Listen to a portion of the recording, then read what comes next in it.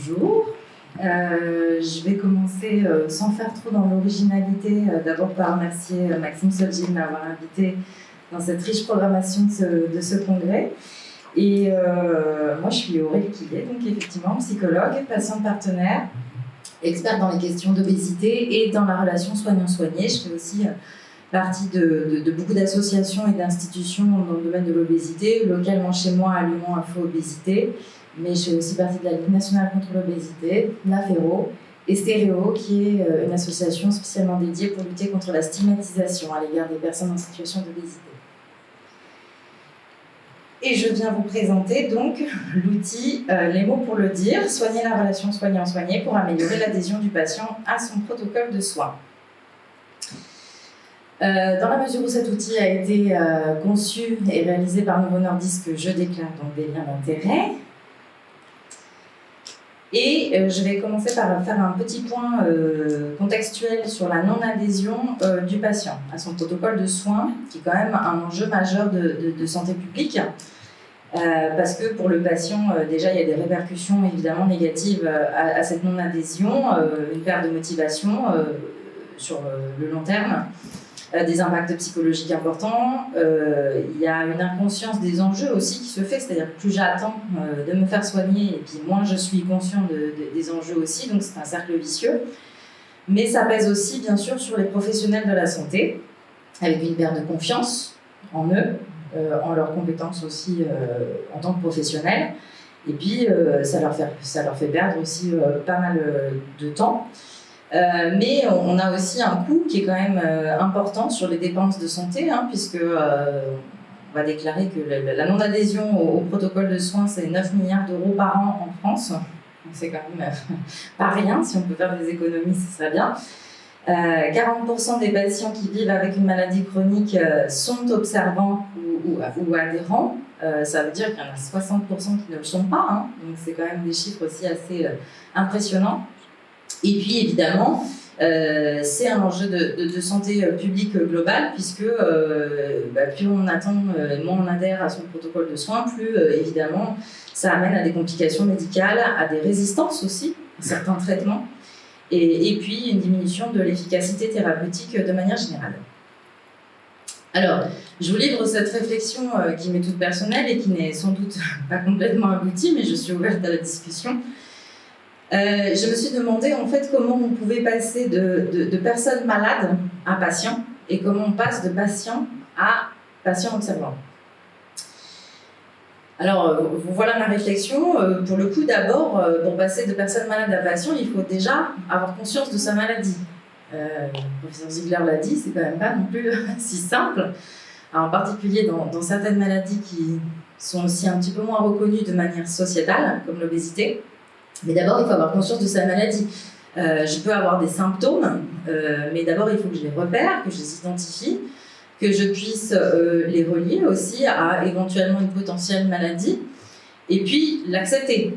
Parce que c'est pas parce que j'en ai conscience que je vais aussi pour autant l'accepter.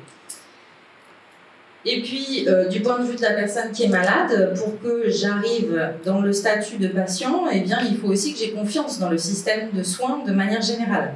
Dans le système de santé, souvent représenté évidemment par un soignant, par un professionnel, et c'est pour ça que je dis souvent dans mes formations à l'égard des professionnels de la santé qu'il faut être vigilant parce que un soignant, un mauvais soignant entre guillemets, peut potentiellement avoir des répercussions extrêmement négatives et délétères, évidemment pour les personnes qui sont malades, mais pour la confiance qu'on peut avoir tous dans le système de santé.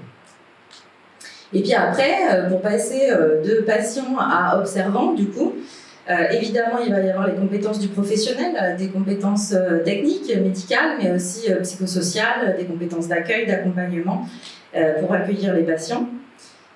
Mais surtout, il me semble que l'enjeu qui est le plus important et qui va rejoindre du coup la médecine narrative, c'est aussi l'adaptation de l'un vis-à-vis de l'autre. C'est pas dans un sens, bien sûr, on a parlé de relations tout à l'heure, mais l'adaptation du professionnel pour essayer d'accueillir la personne qui est malade, donc par des attitudes, des postures, son discours également.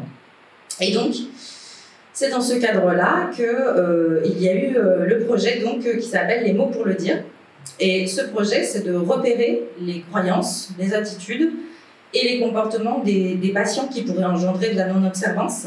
Et in fine, le but, c'est aussi de pouvoir renforcer leur motivation, la motivation des patients, leur autonomie et leur rôle moteur dans leur prise en soin. Alors la méthodologie pour la création de cet outil, elle a été faite évidemment sur plusieurs étapes. La première a constitué des questionnaires et des entretiens semi-directifs vers des patients pour essayer de comprendre leur parcours de vie, leur parcours émotionnel et qu'est-ce qui pourrait être donc à risque de non-adhésion, donc d'essayer de métaboliser, on va dire, des profils de personnes qui pourraient être à risque de non-adhésion. Et dans un second temps, on a retranscrit ces résultats en outils pratiques, donc c'est ce qu'on a voulu en tout cas au départ.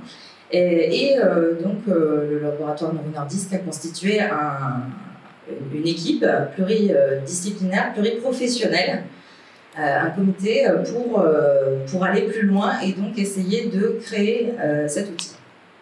Voilà le comité pluridisciplinaire, donc vous allez me reconnaître. Mais ce qui est intéressant surtout, c'est la diversité des profils aussi de ce comité pluridisciplinaire, puisque vous allez y retrouver donc, des patients partenaires, des représentants d'associations de patients, des psychologues, des infirmières, des médecins, nutritionnistes, endocrinologues, etc.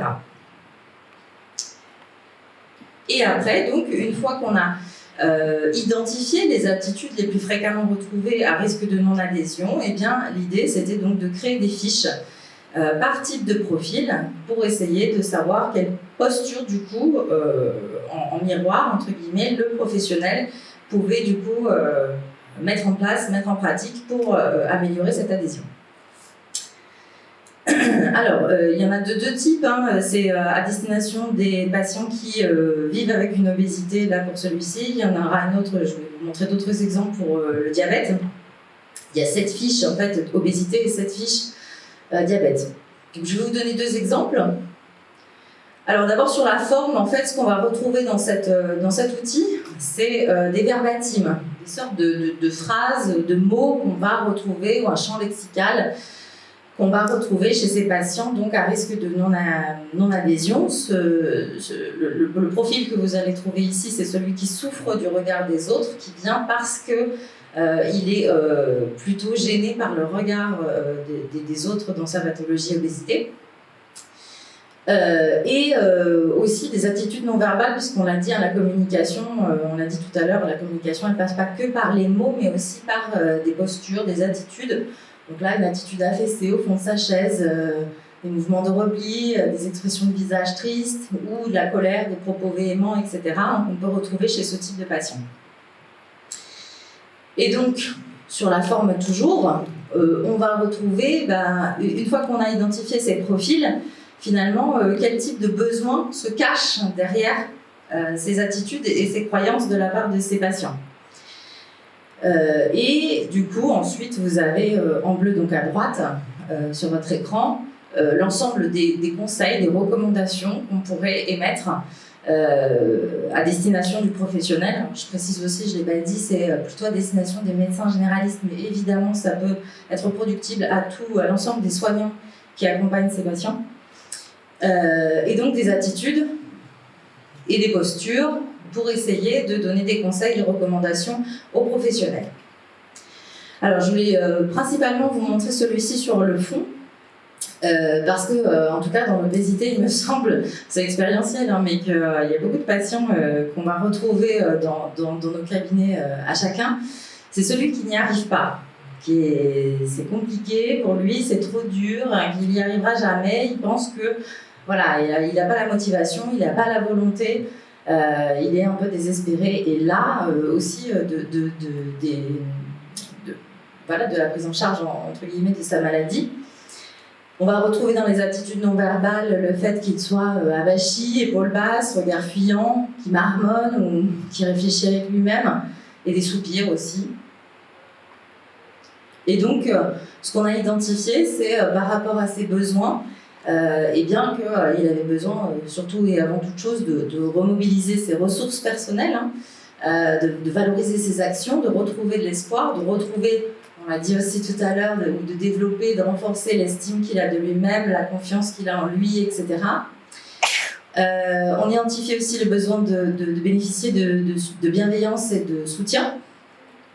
Et puis, du coup, à droite, vous allez repérer donc l'ensemble des recommandations qu'on peut donner aux professionnels qui se retrouvent face à des patients qui sont dans ce type de profil.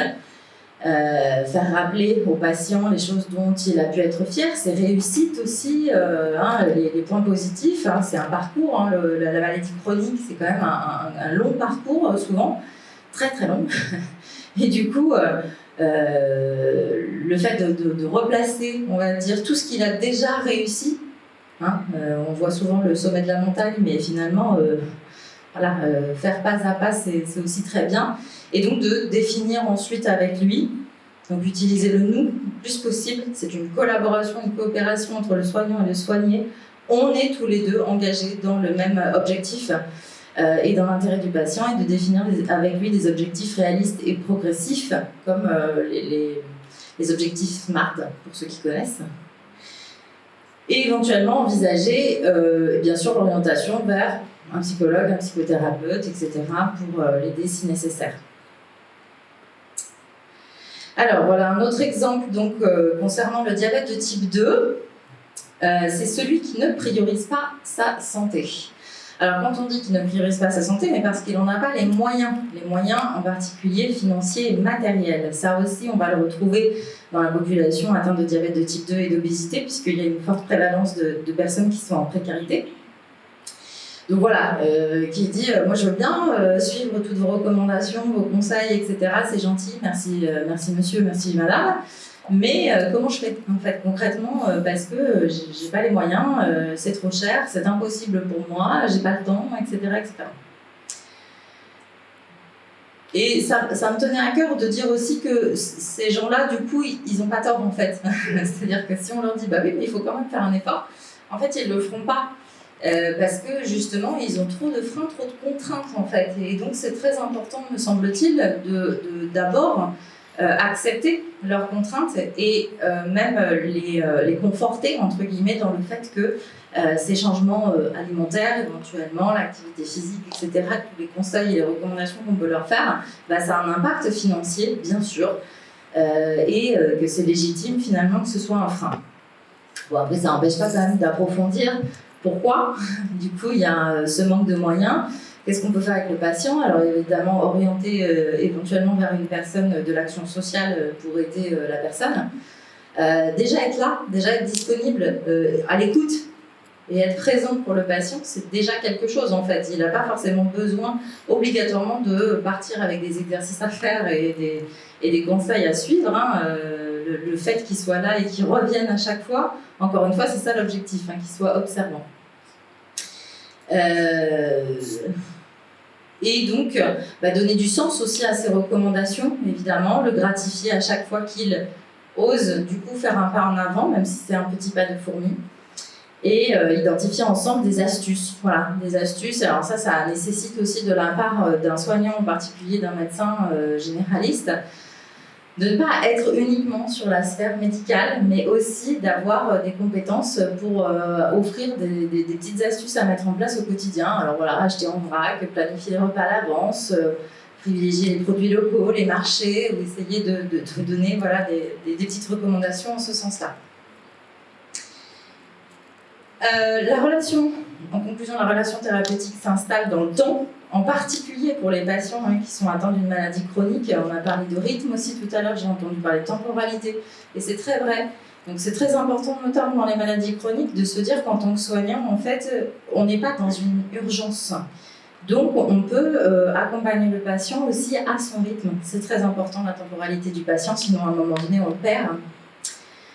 Que la personnalité du patient est un atout, évidemment.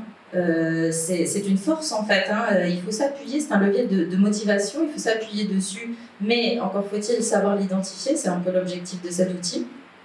La façon dont on aborde le patient influencera donc bien évidemment son adhésion, et que cette identification elle se fait à travers les mots qu'il utilise, certes, mais aussi et surtout ses attitudes, ses postures.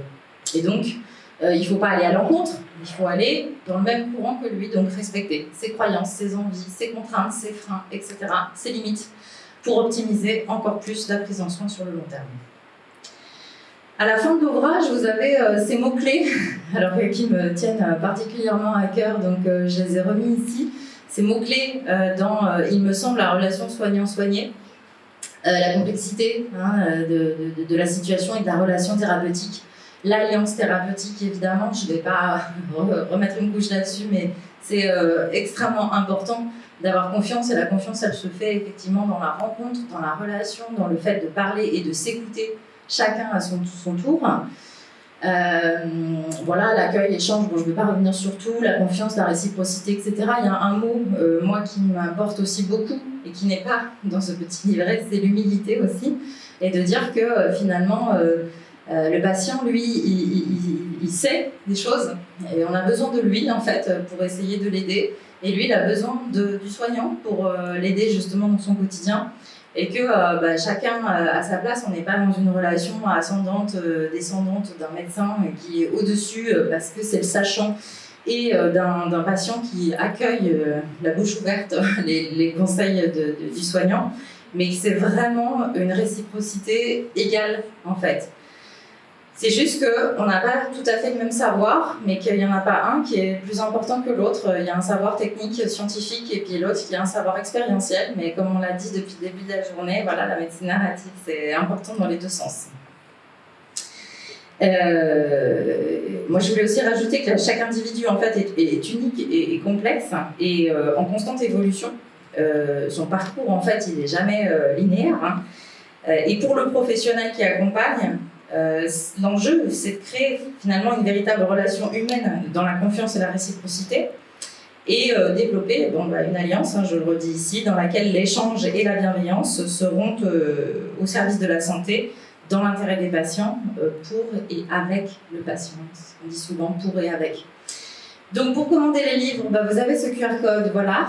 Et puis j'en profite pour faire un peu de pub pour le prochain webinaire qui va être le 3 juillet, c'est ça, oui, le 3 juillet, qui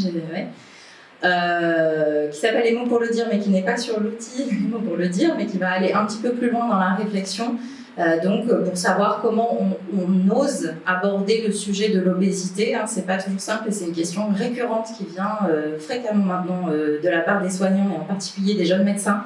Comment je fais pour être bienveillant, pour ne pas faire de maladresse? Et donc, ce sera le 3 juillet entre 13h15 et 13h45, je crois, de mémoire, où vous aurez le plaisir de me réentendre, peut-être, plaisir ou pas, et le docteur Rudy Caillé. Merci beaucoup.